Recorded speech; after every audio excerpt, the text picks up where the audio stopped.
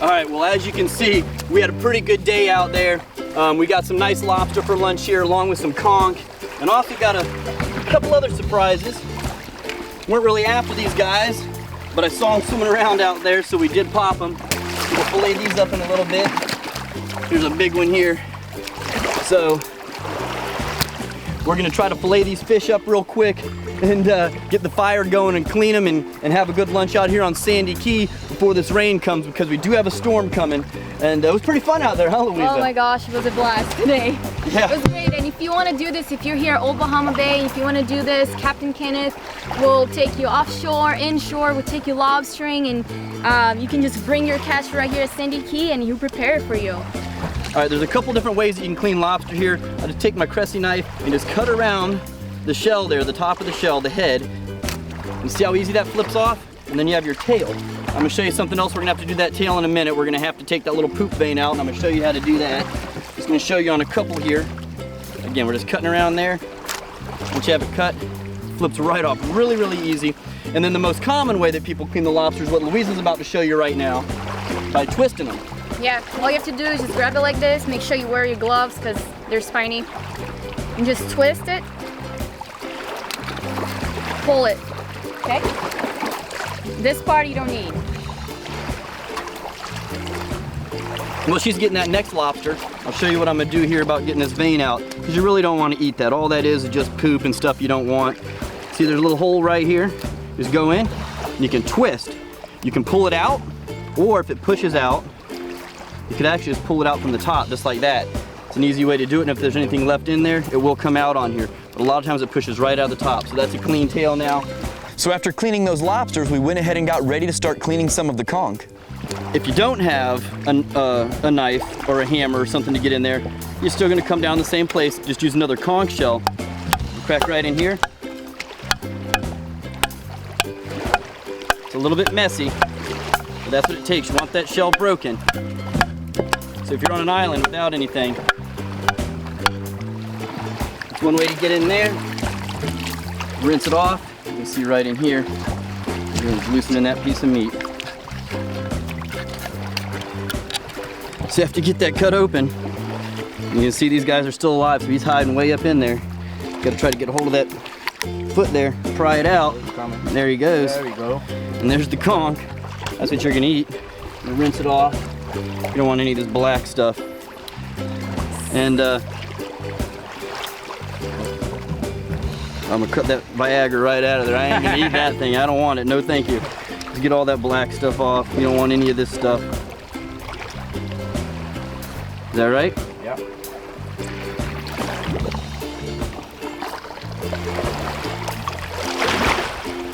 That's the guts. It's the stuff you don't want to eat. And then you cut this off right here. They use that to crawl around on the ground. That's gone. That's really hard. It wouldn't taste any good anyways. And I'm gonna use a dollar knife, because this is a pretty sharp knife. So I'm gonna use this knife that's not quite as sharp to get the rest of it off. If they're alive, just kind of hit them a little bit, loosen them up. As I'm cutting towards my hand, I want a little bit dollar knife.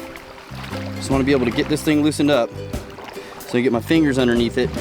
It's kind of like a grouper cheek. If you ever pulled grouper cheek out, kind of slide out. You just got to get this part done right. And around here.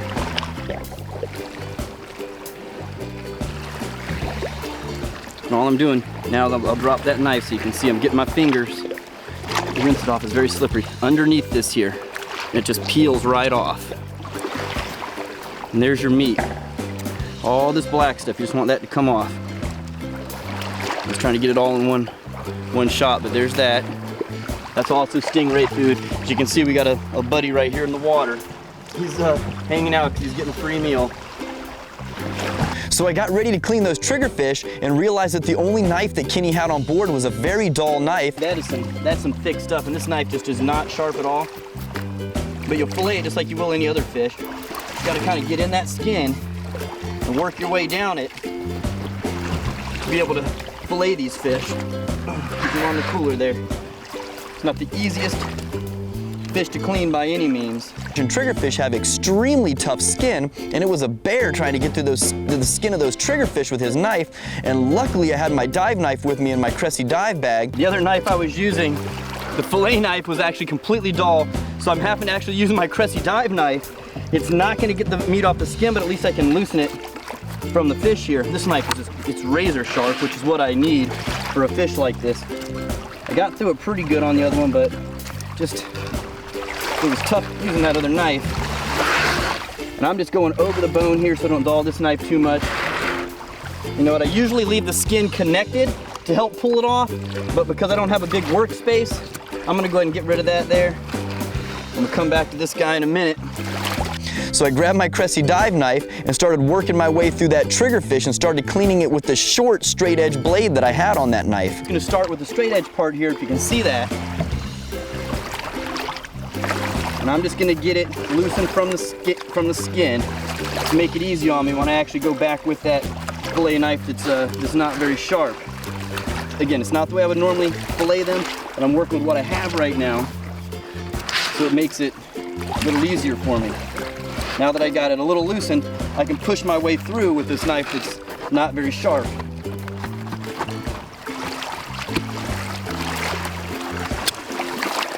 And there's your fillet. Now I'm gonna come back. I'm gonna switch to this one here. Cut the bones out of the middle. It's hard to see them here, but there's a line of bones that run right down the middle there. And all I'm doing is taking those bones out, because we don't want a bone to get us while we're eating. And then the stomach lining. That part's no good.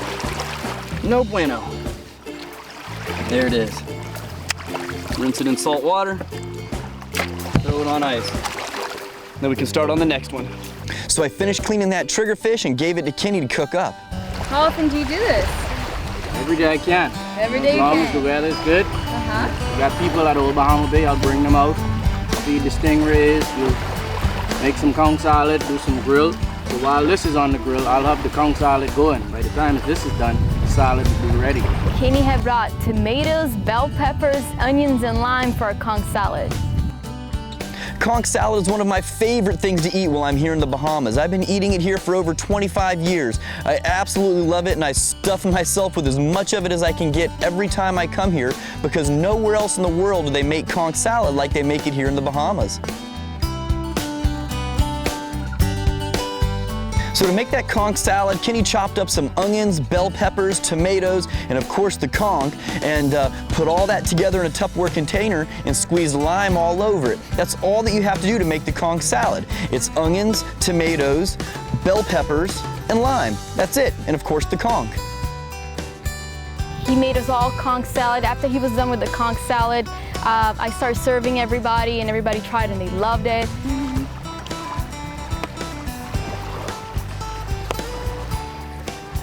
Doesn't get much better than that. Nope. This is super yummy.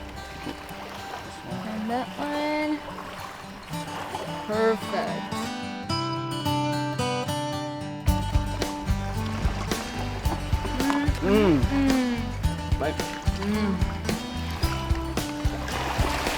Lobster, triggerfish, and now conch. Oh my god. Wow. We're spoiled. Very spoiled. Oh my god. This is the best meal of the week so far. Yep. Good How thing, we do it man. at West End Water Spot. We spoil you. We bring you out, cook your catch. You know, you have a good time. That's the way how we do it here in the Bahamas at Old Bahama Bay. We started pulling those lobsters off the grill, and boy, they looked good. And this is what we're pulling off the grill right there. Fresh lobster. It's as fresh as you're gonna get. Man, this is wonderful. Lobsters were super tasty. He prepared with all the vegetables. He added some bananas in it too, which added extra flavor to it. It was just so good. That's the best part right there. Oh man, look at that.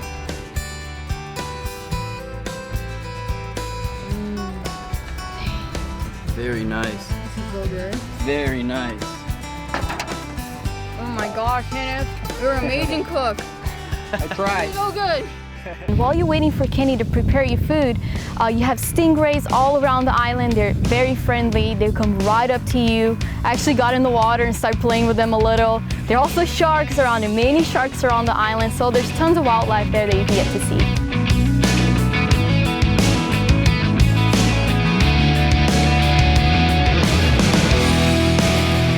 So what's pretty cool here in Sandy Key is that after cooking the lobster and the conch, you can actually feed the rest of it to the stingrays. They're right here, they're super friendly, and they'll come right up to you.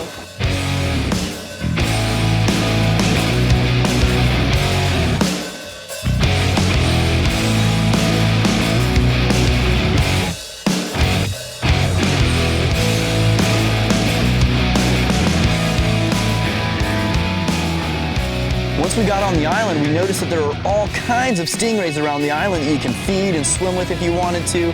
And Kenny said that's one of the things that he does on a regular basis when he brings people out to the island, is he'll actually pick up some squid or even just the conch that he's cleaning while he's out there, and let the guests feed the stingray while they're there. And that's why there's so many stingray there, because Kenny feeds them almost daily.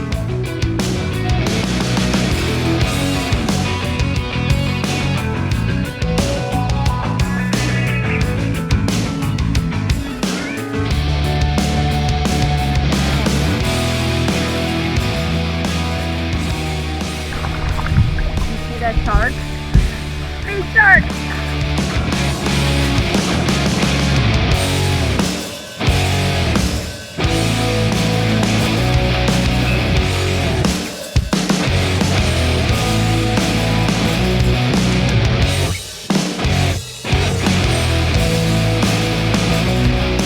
So having a chance to go to Sandy Key is such a unique experience. Kenny would take you lobstering and spearfishing, and then you get to go to this private island, get your food cooked for you, and play with stingrays. So if you're here at Old Bahama Bay, I highly recommend you doing this.